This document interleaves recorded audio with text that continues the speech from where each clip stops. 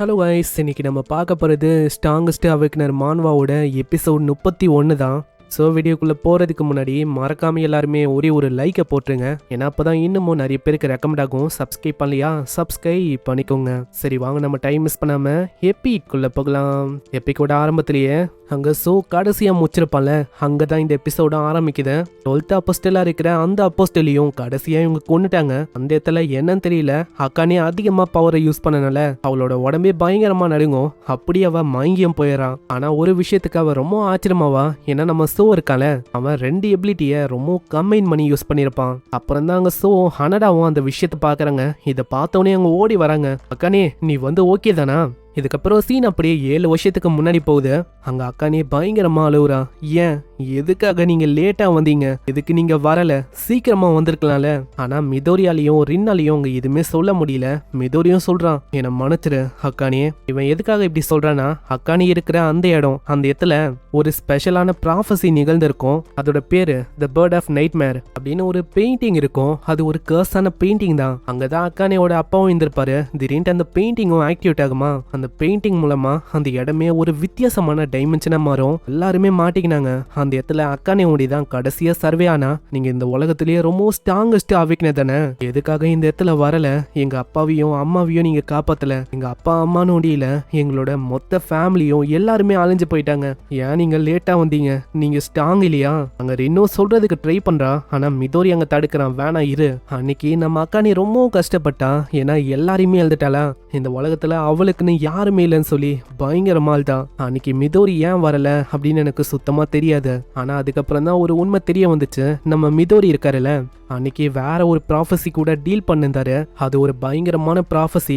அன்னைக்கு ஒண்டி மிதோரி இல்லைன்னா அவ்வளவுதான். அன்னைக்கு ஆயிரக்கணக்கான உயிர் இதனால போயிருக்கும். இந்த விஷயம் எதுவுமே தெரியாம மிதோரிய ரொம்ப கஷ்டப்படுத்துற மாதிரி நிறையவே வார்த்தைகளை விட்டுட்டேன். நான் எதுக்கு அப்படி சொன்னேன் அப்படின்னு இப்போவும் நான் கஷ்டப்படுறேன். ஏன்னா அன்னைக்கு மிதோரியோட வயசு வெறும் 16 வயசு தான். ஆல்ரெடி அவன் மேல அவ்வளோ பெரிய சும்மா இருக்கு. அப்படிப்பட்ட பாரத்துல நான் வேற ஒரு பெரிய சுமையா அப்படியெல்லாம் சொல்லிட்டேன். இதுக்காக நான் அன்னைக்கு கேட்டேன், மிதோரி என்னை பார்க்கும் போது உங்களுக்கு வெறுப்பா இருக்கா? அட, அன்னைக்கு நடந்ததை பத்தி பேசுறியோ, அதெல்லாம் நான் ஒன்றும் பெருசா எடுத்துக்கல. ஜஸ்ட் உன்னோட லைஃபை நல்லா என்ஜாய் பண்ண. ஏன்னா நான் ஒன்றும் தனியா இல்லை, என்னோட காம்ரேட்ஸ் என்னோட ஃப்ரெண்ட்ஸ் எல்லாருமே என் கூட இருக்காங்க. அதுக்குன்னு நாங்கள் எல்லாருமே எப்பயுமே ஒன்னா தான் இருக்கிறோம் அப்படின்னு இல்லை. ஏன்னா நிறைய டைம் நிறையவே மிஷின் வரும் இந்த மாதிரி நாங்கள் தனித்தனியாக பண்ற மாதிரி. அதனால செப்பரேட்டாக நாங்கள் வேற ஒரு இடத்துக்கு போற மாதிரி இருக்கும். என்னதான் நாங்கள் எல்லாருமே பிரிஞ்சாலும் எங்களோட இதயம் அது ஒன்னோட ஒன்று கனெக்டடாக தான் இருக்கும். அதனால யாருமே தனியா இருக்கிற மாதிரி ஃபீல் பண்ண மாட்டோம். இதை பாரு, இவங்க தான் என்னோட ஃப்ரெண்ட்ஸு, காம்ரேட்டு, எனக்கு எல்லாமே. இவங்க தான் எனக்கு ஒரு மிகப்பெரிய சப்போர்ட்டாகவும் இருக்காங்க. அக்கானே, இப்போ நான் சொல்ற விஷயம் கண்டிப்பா உனக்கு புரியாம இருக்கலாம். ஆனா கண்டிப்பா ஃபியூச்சர்ல இந்த விஷயம் நல்லா உனக்கு புரியும். இதெல்லாம் அப்படியே அவ யோசிச்சு பாக்குறா. ஆமா அக்கானே, நீ ஓகேவா? நான் எவ்வளவு நேரத்துக்கு அப்படியே தூங்குனேன்? அவ்வளோலாம் இல்லை, வெறும் ஒரே ஒரு நிமிஷம். சரி, அண்ணடா, என்ன விஷயம்னா, நான் மிதோரியை சந்திச்சா அவருக்கு நான் பர்சனலா மன்னிப்பு கேட்க விரும்புறேன். கவலைப்படாத, நானும் அப்படிதான் ஃபீல் பண்றேன். நான் எங்க அண்ணன் மக்கட்டோ அவனும் நம்ம மிதோரியும் ஒரு நல்ல ஃப்ரெண்ட்ஸா இருந்திருக்காங்க. அப்படிப்பட்ட நட்பது அதை ரீப்ளேஸே பண்ண முடியாது. அவர் இது வரைக்கும் என்னோட அண்ணனை நல்லா பாத்துக்கினதுக்கு நான் தேங்க்ஸ் சொல்லணும். ஆமா, எல்லாருமே என்ன பண்ணிருக்கீங்க?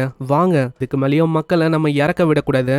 நம்ம எல்லாரையுமே சர்பாஸ் பண்றோம். அங்க இதுக்கப்புறம் தான் நம்ம அக்கீனா அந்த பையனும் வராங்க. சீன் அப்படியே இந்த பக்கம் வந்து நம்ம ஜீரோ இருக்கிற அந்த வித்தியாசமான டைமென்ஷன் அது உள்ள பயங்கரமான ஆராசம் வரும். அங்க இருக்கிற அந்த கேப்டனை பார்த்து வியந்து போறாரு.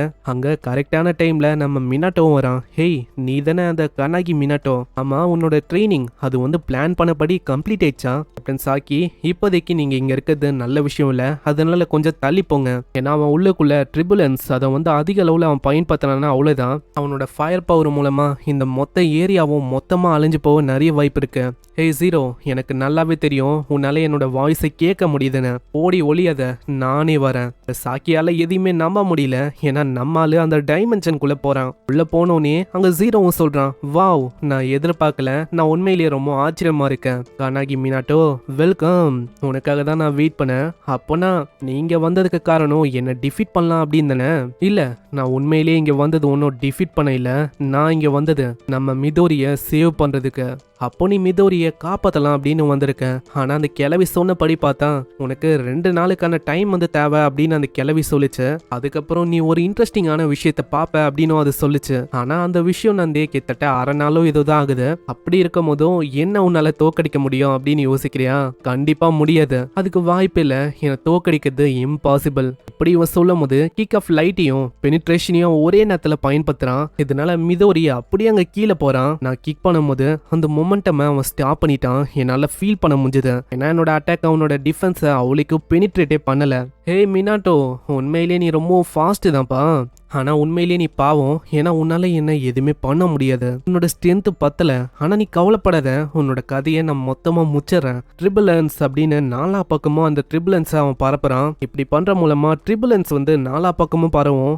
எந்த விதமான மாஸ்டராலையும் அங்க தப்பிக்க முடியாது. அங்க இதே மாதிரிதான் விஷயமும் ஆகுது. அந்த இடத்துல தப்பிக்க போன ஒரு மாஸ்டரும் தொட்ட உடனே அதோட உடம்பு அப்படியே சின்ன பின்னமாவுது. அது நம்ம மினாட்டோ நோக்கியும் வருமா? நம்ம மினாட்டோ அவனோட ட்ரிபுலன்ஸை அங்கே பயன்படுத்துறான். மார்ஷியல் ஆர்டிஸ்டுக்கும் கவலையா இருக்கும். ஏன்னா எல்லாருமே ரொம்ப காமா இருக்காங்க. முக்கியமா ஸ்கின்னரு, அவரு பார்த்தா ஆளு பத்துன்னு இருக்காரு. யோ ஸ்கின்னரு, நீ என்ன பண்ணிருக்க? வெளியில சண்டை போயின்னு இருக்கு, நீ என்னன்னா இப்படி பத்துன்னு இருக்க? இந்த ஸ்பேஸ்ல இருக்குது உண்மையிலேயே எனக்கு ரொம்பவும் பிடிச்சிருக்கு. இங்க இருக்கும் போது ரொம்ப நிம்மதியா எனக்கு ஃபீல் ஆகுது. விட்டா நான் இங்கேயே மொத்தமா இருக்கலாம் அப்படின்னு தான் யோசிக்கிறேன். இப்படி சொல்லும் போது ஒரு டிராகன் பயங்கரமா கடிக்குது. ஆளு பயங்கரமா கத்துறான். ஹேய், இங்க இவ்வளோ பெரிய பிரச்சனை போயின்னு இருக்கு, நீ என்னன்னா இப்படி தூங்குறதுக்கு ட்ரை பண்ணிருக்கேன். அட எனக்கு தெரியும்பா, நம்ம மினாட்டோ இறந்து போயிட்டா அவ்வளவுதான், நம்மளும் இறந்து போயிடுவோம் தெரியும். ஆனா நீ எதை பத்தியோ கவலைப்பட வேணாம். நான் அதுக்காகவே ஒரு விஷயத்த அவனுக்கு கத்து கொடுத்தேன். அதுதான் என்னோட டிவைன் விண்ட். அந்த அட்டாக் நம்மால அந்த ஸ்கில்ல பயன்படுத்துறான். முக்கியமா ட்ரிபிளன்ஸ் அவன் பயன்படுத்துவானா? அதை பாக்குற ஜீரோ இன்னமும் ஆச்சரியமாவறான். எப்படி இந்த பொடி பையனால என்னோட ட்ரிபிளன்ஸை பயன்படுத்த முடியுது? மினாட்டோவும் மனசுலயே சொல்றான். ஃபர்ஸ்ட் அவனோட விண்ட் பேரியரை அவன் பயன்படுத்தினான். அதுக்கப்புறம் ட்ரிபுலன்ஸ் அதையும் பயன்படுத்திருப்பான். அங்க கத்திக்கினே வரான். அடே, நான் உன்னை கிரஷ் பண்ணாம விட மாட்டேன். ஆனா மினாட்டோ உடனே சீல் ஆஃப் ட்ரூத் அதை அவன் பயன்படுத்துறான். இதனால அந்த அட்டாக் ஒண்ணுமே இல்லாம மொத்தமா மெலிஃபை ஆயிடுது. சீன் அப்படியே டைமென்ஷனுக்குள்ள வந்து அந்த மிலிட்டரியில இருக்கிற அந்த ஸ்ட்ராட்டஜிஸ்ட் அவரு சொல்றாரு, இந்த ஃபைட் ரொம்ப நேரத்துக்கு போகும். ஆனா எப்படி பார்த்தாலும் இது ஒரு டிஸ்அட்வான்டேஜா தான் அமையும். விண்ட் அட்டாக்ஸை வச்சு கவுண்டர் அட்டாக்ஸ் அவனால கொடுக்க முடியும். மேஜ் பொண்ணோட நெலிஃபை பண்ற அந்த ஸ்கில்லையும் அவன் பயன்படுத்துற மாதிரி இருக்கும். அது போக அட் அ டைம்ல அவன் ஏகப்பட்ட ஸ்கில்ல அங்க ஃபோக்கஸ் பண்ணி பயன்படுத்துற மாதிரி இருக்கும். அங்க அதே மாதிரி தான் மினாட்டோவை பண்றான். Placing, fire cutting blade, luminous kick எல்லாத்தையுமே அட் அ டைம்ல அவன் பயன்படுத்துறான். அங்க ஹினோக்கியோட ஒன் ஹேண்டட் ஸ்வாட் ஸ்டைல், அது கூட தண்டர் அட்டாக்கையும் அவன் சேர்த்து தாக்குறான். வாயிலன் தண்டர் அட்டாக் அப்படின்னு ஒரு பயங்கரமான ஸ்லாஷ் அவங்க பார்த்து அந்த ஃபோர்ஸோட இம்பாக்ட்ல ஜீரோ அப்படியே கீழே போய் விழுறான். அப்பயும் விடாம ட்ரிஸ் மெகஸ்டஸ், அது கூடவே spear of annihilation, moon annihilation, thunderbolt, இந்த மாதிரி ஏகப்பட்ட ஸ்கில்ஸ் அவன் கம்பைன் பண்றான். அதுவும் அங்க படு வேகமா தாக்குமா. அங்க இதை பாக்குற ஜீரோக்கு அங்க ஒண்ணுமே புரியல. ஆமா, என்னதவன் அவனால எப்படி எல்லா ஸ்கில்ஸையும் கம்பைன் பண்ணி அட் அ டைம்ல டிஃப்ரெண்ட் ஆட்ரிபியூட்டா பயன்படுத்த முடியுது? எனக்கு இப்பதான் விஷயமே புரியுது எதுக்காக மிதோரி இவன் தான் எல்லா ப்ராஃபஸையும் என் பண்ண போறான் அப்படின்னு சொன்னானு. ஆனா மினாட்டோ, நீ என்ன யோசிச்சுன்னு இருக்க?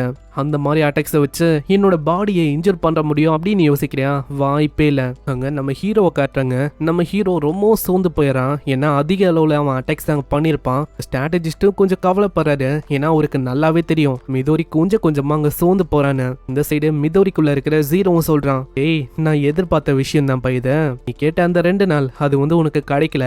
அதுபடி பார்த்தா நீ ரொம்ப வீக்கா தான் இருப்ப. அதனால உன்னை நான் மொத்தமா முச்சிடறேன். ஆனா அதுக்குள்ள மினாட்டோ ஒரு வார்த்தை அங்க சொல்றான். கியோ பாட்டி இன்னமும் உயிரோட இருக்காங்க. இந்த வார்த்தையை கேட்டோனே அப்படியே அவன் பண்ண அட்டாக் அவன் ரெசிஸ்ட் பண்றான். மிதோரி இன்னமும் உள்ளதா இருக்கான். அங்க இன்னமும் விடாம மினாட்டோ அங்க சொல்லிக்கினே இருக்கான். மக்கடோ, நிஷினா, மசு, ஹனடா, அக்கானே, ரின்னு, ஹியோ பாட்டி எல்லாருமே உங்களுக்காக வெயிட் பண்றாங்க. நீங்க எப்போ வருவீங்க, உங்களை எப்போ பார்க்கலாம் அப்படின்னு தான் எல்லாருமே வெயிட் பண்றாங்க. அதே மாதிரி நீங்க பண்ண கைண்ட்னஸை நான் இன்னமும் மறக்கல. அதையும் நான் உங்களுக்கு ரீபே பண்ணோம். இதெல்லாம் கேட்கும் போது ஃபவுண்டர்ஸுக்கும் அவங்க புரியுது நம்ம ஆளு மினாட்டோ எந்த அளவுக்கு கஷ்டத்துல இருக்கான்னு. இதனால பின்னாடியே ஒரு லேடி வராங்க. இவங்களோட பேரு பதஞ்சலி. நீங்க கேட்ட பேர் உண்மைதான், அவங்க பேரு அதான். பின்னாடி வந்தோடனே மினாட்டோவும் சொல்றான், ப்ளீஸ் அதை பண்ணுங்க. அங்க வேற வழியே இல்லாம நாடி முக்தி அப்படின்னு ஒரு விஷயத்த அவங்க பண்றாங்க. இதனால மினாட்டோட ஆராவே அப்படியே சேஞ்ச் ஆகுது. அந்த இடம் முழுக்க இருந்த ஆரா அப்படியே ரெட்டா மாறுது. இதை பாக்குற ஜீரோ ரொம்ப ஷாக் ஆகுறான். அவனுக்கு புரியல இங்க என்னதான் போயின்னு இருக்குன்னு. நான் விட போதில்ல, அதனால்தான் நான் எதையுமே விட போதில்ல. என்கிட்ட இருக்கிற எல்லா விஷயத்தையும் உனக்கு காட்டலாம் அப்படின்னு இருக்கேன். எப்படின்னு இவன் சொல்ல எங்கே இந்த எபிசோட முடியுது. ஹீரோவோட ஆராசை வச்சு உங்களால சொல்ல முடியும் இதுக்கப்புறம் வர எபிசோட்லாம் எந்த அளவுக்கு பயங்கரமா இருக்கும்னு. எபிசோடுன்னு. ஸோ மிஸ் பண்ணுறாதீங்க, ஏன்னா எபிசோடு உண்மையிலேயே பங்கமாக இருக்கும். மறக்காமல் எல்லாருமே லைக்கை போட்டுருங்க. ஏன் தெரியல, போக போக லைக்ஸோட எண்ணிக்கை கொஞ்சம் கொஞ்சமாக கம்மியாயின்னு இருக்கு. ஏதோ ஒன்று இன்னமும் ஏதோ ஒரு 10 எபிசோடு தான் ஏதோ இருக்கு. நம்ம இதை சீக்கிரமாக முடிச்சிடலாம். எனக்கு தேவை ஒரே ஒரு லைக்கை உண்டு எல்லாருமே போட்டுருங்க. நான் அப்போ தான் இந்த சேனல் இன்னமும் நிறைய பேருக்கு ரெக்கமெண்ட் ஆகும். நான் உங்களை அடுத்த எபிசோடில் சந்திக்கிறேன். தேங்க்யூ ஃபார் வாட்சிங். சைனரா.